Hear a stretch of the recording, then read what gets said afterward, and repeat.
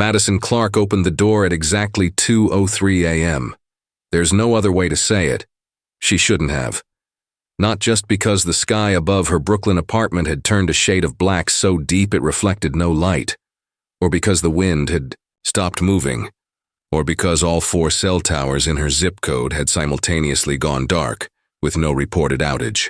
No, it's because when she opened that door, barefoot, hair damp, in that oversized navy t-shirt that always made her look younger than 32, she wasn't answering a knock. There was no sound, no footfalls, no mail slot tapping. Not. Even the dog 2 floors down, the one who barked at every shadow, made a noise. And yet she stood there in the doorway, staring at nothing. You remember her, don't you? Quiet, polite.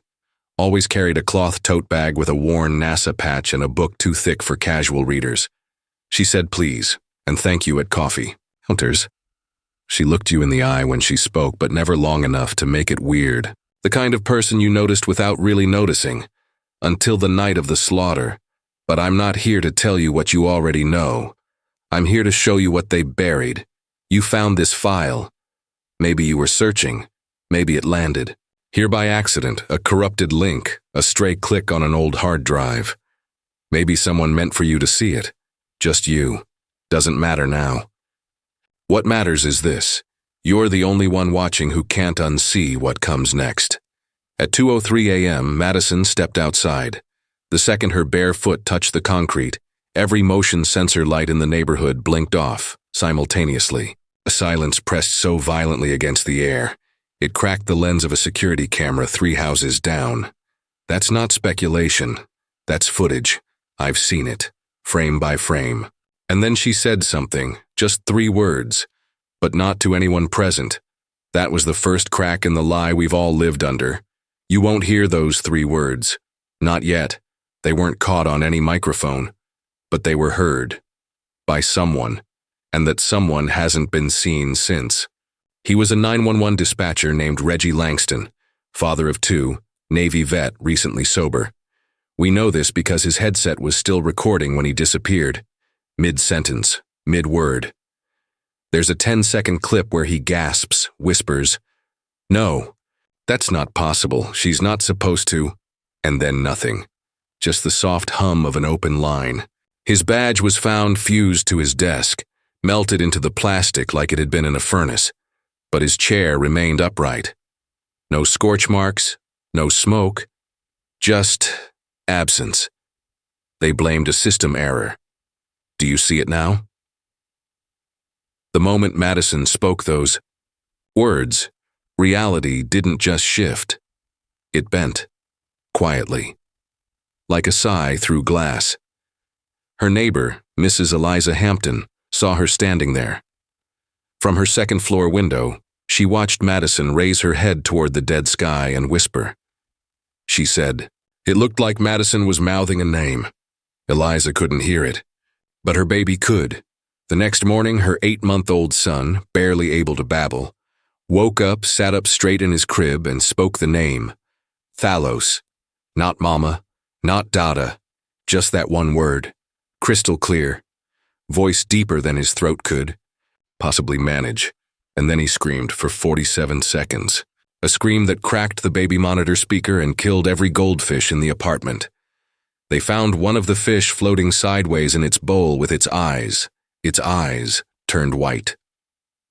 The pediatrician said it was night terrors. The audio engineer. I sent the clip to said he wouldn't sleep again. So now you're wondering, who was Madison Clark? Before the incident, she worked in library sciences at Columbia University. No criminal record. Volunteered at shelters. No psychiatric history. No odd purchases. She was, by every observable metric, normal. But no one's normal anymore, are. Here's where it gets harder to breathe. 3 days before the incident, Madison checked out a book that doesn't exist in the university system.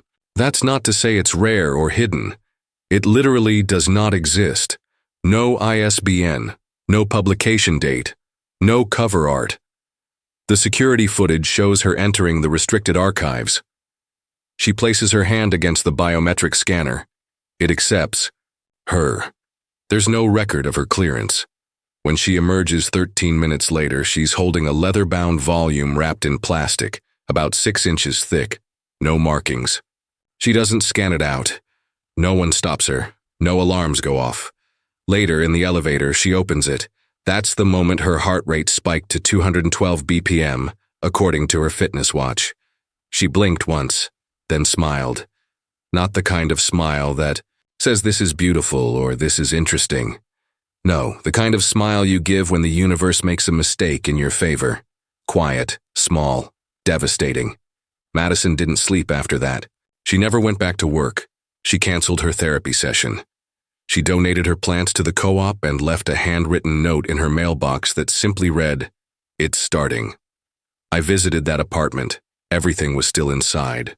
Her books, her toothbrush.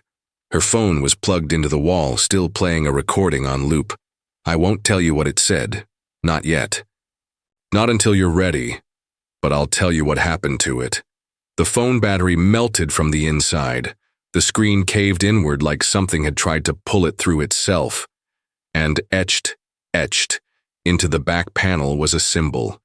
It looked ancient, like someone had carved it with heat and precision, like it wasn't meant for human eyes. I sent it to linguists, historians, AI image analyzers. You know what I got back? Return to sender. Don't contact us again. Do not open this file again. But you did. That's why you're here. Because you need to know what happened next. At 3:17 a.m., the same night Madison disappeared, 5 people across 5 time zones went missing. All were last seen looking directly into their home surveillance systems.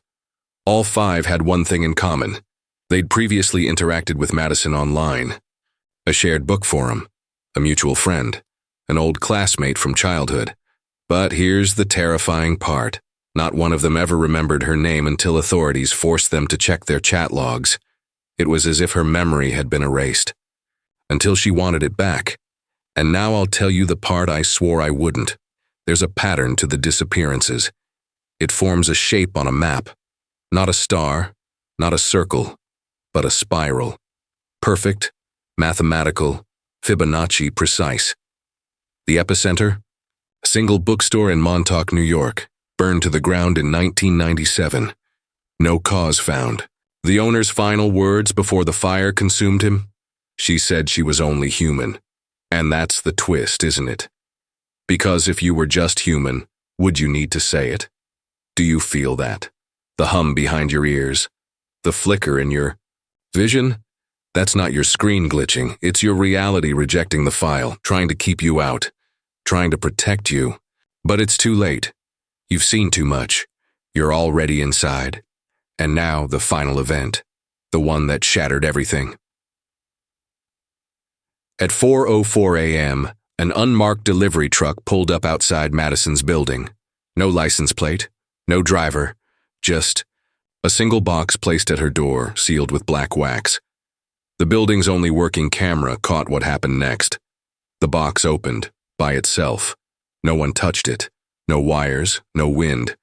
It unfolded slowly, like origami bleeding shadows. And from inside something rose, something shaped like a person. But wrong, disproportioned, tall where it should be short, smooth where it should be bone. It looked at her empty doorway. Then, it spoke. The footage ends there. Every server that housed the video imploded. Not figuratively, literally. The casing cracked inward, melted, and the magnetic disks inside liquefied into unidentifiable sludge, and all copies, except this one, were wiped from existence. I shouldn't have this, I know that. And now you do too, because when that thing spoke, it said one word, awakened, then it vanished.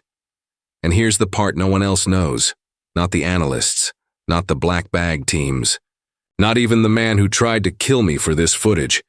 Madison Clark never left that doorway.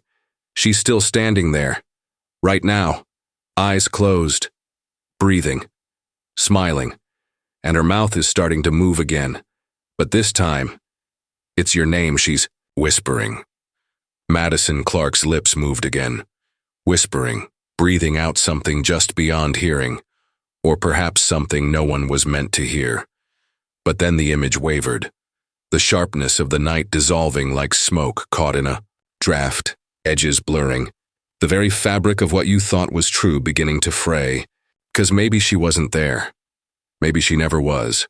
Maybe all of this, the vanished people, the blacked-out skies, the burned bookstore, the origami shadow, was just a glitch in a reality too fragile to hold the weight of what was coming. Next, it's funny how the mind works, isn't it? The way it protects you by erasing, distorting, rewriting. I want you to ask yourself now, what do you remember about Madison? Did you ever know her? Or did you only think you did? Maybe the name isn't even right. Maybe it's a placeholder, a mask stitched over something you never wanted to face. You might feel your heartbeat quicken, but notice how your breath catches. At odd moments, how sounds seem out of sync, voices overlapping or vanishing into thin air. The faintest buzz in your ears that you can't trace, like a distant radio playing a forgotten station. Static, whispers, a name you almost catch but can't hold on to. This is where the truth fractures, because now there's someone else. Someone who insists they knew Madison better than anyone. A man named Daniel Reed. He appears suddenly, like a shadow stepping out from the cracks in your peripheral vision. Daniel claims he was her closest friend, maybe more. His voice is low, ragged, like he's been running from something or someone for years. He says they met at college, studied ancient languages, shared secrets no one else could understand. But listen closely when he talks. He slips. Details don't line up. Dates are wrong. Places change mid-sentence. He describes memories that don't fit with the footage, with the logs, with the facts you've painstakingly pieced together. And yet his pain is real. The exhaustion in his eyes is a mirror to your own growing fatigue. You want to believe him because denying him feels like losing the last thread of sanity. Daniel tells you things that shouldn't be true. He says Madison never left her apartment after that night, that the entire disappearance was a collective hallucination or a shared delusion seeded by something insidious lurking beneath the surface of your world. He talks about experiments, memories altered, timelines overwritten by forces you can't name but can feel crawling beneath your skin. You find yourself doubting the footage, the whispers, the burned bookstore. What if what you're watching is just a reflection of trauma, not a doorway to something otherworldly? What if you're chasing shadows of your own unraveling mind? There are nights when you swear you hear Madison's voice in your dreams, calling you by a name you don't recognize. And yet, when you wake, the recording on your phone, the one you swear you saved, has vanished. Your browser history erases itself. Contacts disappear. Friends don't remember conversations you're certain you had. The phrase, "what they don't want you to remember," feels less like a conspiracy and more like an inescapable curse. The line between the real unsolved mystery and your own unraveling psyche begins to collapse. You start noticing subtle glitches everywhere. A voice that skips mid-sentence, a reflection that lingers just a fraction too long, a familiar face in a crowd that doesn't turn to meet your gaze. You're trapped in a half-remembered waking nightmare where everything looks right, sounds right, but something vital is missing, like the pause between heartbeats that no one talks about. This is no longer just about Madison. It's about the truth behind what no one tells you when the veil slips and you see the raw, bleeding edges of reality. And Daniel? He keeps warning you not to trust your eyes, your ears, or even yourself. But he's not sure who's speaking at times, or whether he's awake or lost in the same spiraling dream. He's unreliable, but so are you. So is everyone. And the worst part, the part that digs into your gut like cold iron, is that the question no one dared to ask still hangs in the air, heavy and suffocating. If Madison was quiet, polite, and human, then what exactly began the slaughter? And, more importantly, who is really whispering your name in the dark? For a moment you think you have it, that shimmering glimmer of clarity in the fog. Daniel's shaky hands tremble as he passes you a worn envelope, yellowed with age, the edges brittle like the last pages of a forgotten diary. Inside, photographs, grainy, black and white, of a town square from decades ago. A place that looks eerily familiar. Faces in the crowd blur and merge with your own memories. Half-remembered afternoons spent wandering those streets.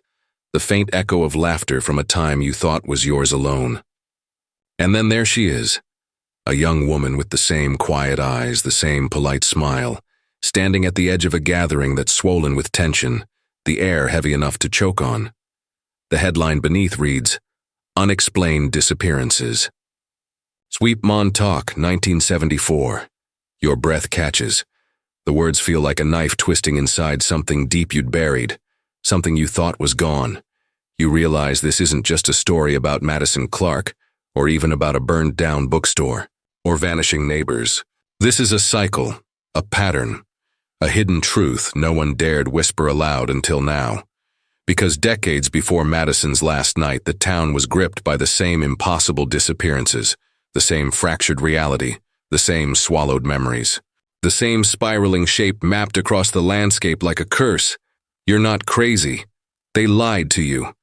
The details line up too perfectly. The burned building, the whispered names, the voices in the dark that never belonged.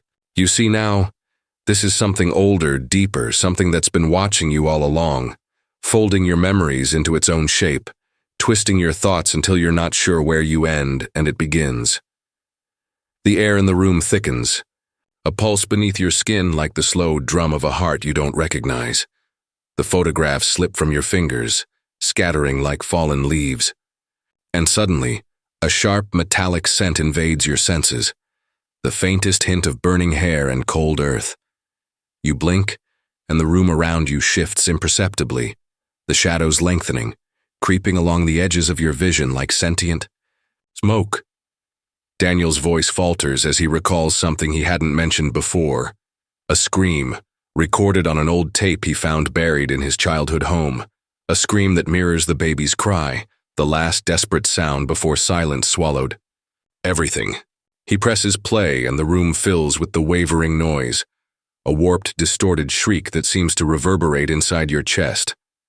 It's not just noise, it's a signal, a warning, a call from something waiting just out of sight. You feel it. Then, the realization that this force, whatever it is, doesn't just haunt places or people. It invades the very space between your thoughts, lingers in the forgotten corners of your mind, rewriting your memories, erasing and inserting like a ghost editor of your past. The feeling is suffocating, like watching a shadow grow inside your own reflection, whispering truths you don't want to hear. And just as you reach out for Daniel's hand, for something solid to hold on to, the photograph on the floor catches your eye again. There, barely visible beneath the sepia tones, is a figure standing behind the crowd. A silhouette, too tall, too still, watching, not looking away, watching. And then you see it, the same symbol burned into the back of Madison's phone, etched like a scar across time. You replay the entire story in your head, the whispers, the disappearances, the vanished recordings. The pieces don't fit. Nothing fits. Everything you thought was solved slips away, dissolving into a cold void of uncertainty. You realize the entire narrative has been built on a fractured memory, a mirage conjured by a presence that's been here since the beginning, shaping your fear, your doubt, your very sense of reality. You're not the witness anymore. You're part of the story, and it's far from over. You thought you were alone in this, standing at the edge of a truth too vast, too dark to face. But you weren't. Not really. Somewhere in quiet corners of the internet and the dim back rooms of forgotten buildings, there are others like you.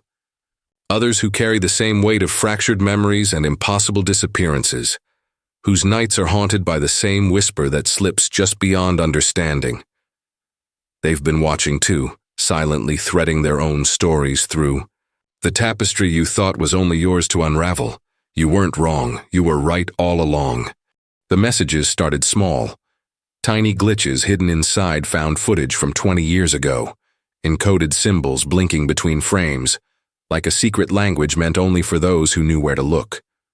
A loop of static broken by a flash of something, almost human. An emblem carved into a wall in a place that doesn't exist on any map you can find. Dreams too vivid to be dreams, where voices speak in riddles you don't remember learning, faces you've never met but somehow know. Each detail a puzzle piece dropped into a shadowed box labeled, "What the government never released." And you feel the weight of it settling deeper into your bones, a cold certainty that this is bigger than memory, bigger than Madison, bigger than you or Daniel, or any fragment of your fractured past. Then there's the third perspective, a voice without a name, appearing through whispered channels and distorted transmissions, always watching, always knowing more than it lets on. This observer claims no allegiance, no stake, just the burden of witnessing the slow unraveling of identity itself. They ask questions no one else dares, like what happens when your memories are no longer yours, when your sense of self fractures under the pressure of a force unseen but intimately close. They speak of control not as an external force but as a creeping internal rot, an invasive whisper in the dark corners of thought. This presence is neither friend nor foe, just a mirror held up to your fractured mind, reflecting the terrifying possibility that your reality is a carefully constructed lie, one that's always been watching you, shaping what you remember, who you trust, and ultimately, who you are. The dread seeps in like ink bleeding through paper as you begin to notice the signs around you. The same symbols etched in places you visit, the voices you hear in half-remembered echoes, the subtle flickers of recognition in strangers' eyes. It's as if the story you're trapped inside is not just a mystery, but a message, a call to wake up from a slumber you never knew you were in. And the question that gnaws at you now is not just who is behind it, but whether you were ever really in control, whether your memories, your identity, your very self were ever yours to claim, or if you were simply another character in a narrative crafted by something far older and far more dangerous than you could have imagined. And as this awareness grows, the observer's voice returns, soft, insistent, barely there, reminding you that the story is not over, that the answers you seek are always just out of reach, and that the only certainty is the uncertainty itself. The silence that follows is heavy with promise and threat, a charged moment suspended on the edge of revelation and oblivion. You are not alone, and this is only the beginning. There comes a moment, quiet, almost invisible, when the question shifts. It's no longer about what happened or who vanished into the shadows, or what dark force has been threading through the edges of your life like a ghost. Now it's about why. Why was this nightmare written into the folds of your memory? Why has this unseen presence folded your very being into its endless story? And what does it mean for you? What does it mean to be human when the very essence of your identity can be stolen, rewritten or erased without warning? You find yourself standing on the edge of a precipice, the weight of everything pressing down so hard it feels like your chest might cave in. Daniel's eyes meet yours, not with certainty, but with a fragile hope born of shared pain. And in that moment he confesses something he's hidden beneath layers of fear and doubt, that maybe this isn't just a story about loss or madness. Maybe it's a test, a reckoning, a reflection of something deeper within all of us. The way we cling to fragments of ourselves, even when they slip through our fingers like smoke. The way memory, pain, and hope are tangled beyond separation, shaping who we are even when we don't know it. You realize the terrifying possibility that the truth might save you, or shatter you completely. That accepting this fractured reality, embracing the unknown lurking beneath your skin, might be the only way to break free. Or maybe it will bind you tighter, forever lost in a maze of whispered lies and forgotten faces. The choice feels impossibly heavy, like the silence before a storm that you know will change everything. And as the room grows darker around you, the shadows no longer feel like enemies but like old friends, reminders of the parts of yourself you've never dared to face. This isn't the end. It's a terrifying awakening. A moment where you understand that some dreams aren't meant to be dreamt, some memories aren't meant to be held, and some truths are a mirror reflecting the fragile, beautiful, and broken heart of what it means to be human. So you close your eyes and breathe in the darkness, letting the unknown wash over you like a wave you never expected but somehow needed. Because sometimes waking up isn't about finding answers. It's about learning how to live with the questions. Thank you for watching. Don't forget to like, share, and subscribe for stories you were never meant to hear. Until next time. Remember, some truths don't want to be found.